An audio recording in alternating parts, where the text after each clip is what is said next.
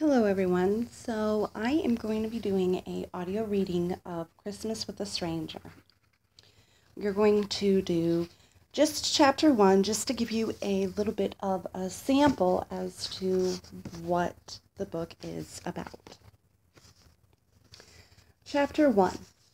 It's close to Christmas and Deborah hadn't planned on actually celebrating this year. Her family took off to the tropics to celebrate in warm weather. They claimed they needed a change from the normal tradition. Not Deborah, though. She likes the cold because something about the cold air makes it feel like Christmas to her. So she stayed behind. Christmas was nearing and it drove her mad. Of course, she could horn in on someone else's Christmas, but that wouldn't feel right to her. She does know everyone in town, and she's sure they'd take her in a flash. But something about spending Christmas with loved ones just made it more special for her. This year, her Christmas spirit was just dim. Hell, nearly completely gone.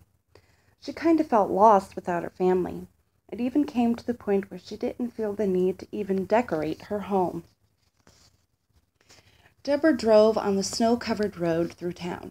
It was lit up perfectly for Christmas. The twinkle of the lights reflected in the windows to the little shops. Toys of all sorts were gathered in display windows, enticing the children and egging them on to bug their parents to buy it for them. It was a small town, not many people, but that never bothered her. It was nice how everyone was so tight-knit with each other. They knew each other's names and greeted everyone with amazing smiles. This was one of the many things that made this small town charming. She drove past a small section of empty land. Well, not empty now. It was a Christmas tree stand, more like an outdoor shop. Each Christmas tree was beautiful, majestic, and full. They were lined up perfectly. It was distracting. The man who waited for shoppers was... "Oh, shit!" Deborah screamed as she slammed on her brakes quickly. Deborah swerved to avoid hitting a dog chasing a cat into another snow-covered field. She ended up plowing into a tree, causing her airbag to explode in her face. She wasn't going too fast, but fast enough to cause some damage to the front of her car. Once the air escaped, all she could do was sit panting heavily and completely dazed. Suddenly her door flung open, and she was pulled out of her car. Deborah was leaned into the car while sitting on the cold ground, still completely out of it. "Are you okay?" a man asked nervously, touching her face, neck, shoulders, and hands frantically. "I'm fine, a little dazed, but I'll be fine." Deborah rubbed her throbbing head. Once this man came into unblurred sight, she couldn't breathe. It was the man who had distracted her in the first place. Gosh, he was even more beautiful up close. Dark hair, glasses that framed emerald green eyes, faded tanned skin, and a wonderful oval-shaped face. He seemed rather tall, but he was crouching, so it was difficult to determine. The hint of pink in his cheeks from the cold nipping at him was perfect. He helped her up, allowing her to put her weight on him to guide her up. Deborah lost balance on a patch of ice and slipped. He caught her before her knees could buckle more. I got you, he said calmly. His breath was visible from the cold air mixing with it. Her eyes locked with his. She quickly peeled her eyes away from the sudden connection and attraction. "Are you hurt? Do you need medical attention?" He was very concerned. Deborah brushed herself off once he let go. The sound of her wool gloves brushing against her winter jacket had his attention. The townsfolk were watching and on standby, waiting for some signal to phone an ambulance. "I'm fine. I'll just be needing a tow." She gestured to the car. His eyes followed, then went back to her. A beautiful, tender-looking blonde with an elegant frame and adorable height. Her eyes were an intriguing shade of cognac brown. She grabbed for her phone and began calling the local tow service. She headed for the car to be reunited with her purse. All her valuable information was in it. "Thank you. I'll be waiting nearby," Deborah said to the person on the other end. She wiggled herself to generate more body heat. She rubbed her gloved hands together and quickly smiled at her savior. "Thank you for tending to me," she nodded sweetly. No problem, he answered back. I have to. He pointed to a stand where customers waited. Oh, yes. Don't feel like you have to be by my side. You have a business, she excused him politely. He bowed quickly and scurried off. Deborah waited by her car for the tow service, which seemed like forever and a lifetime. Was the snow that bad that it caused traffic issues? She couldn't help but take notice how sweet this man was, helping each family to find their perfect tree.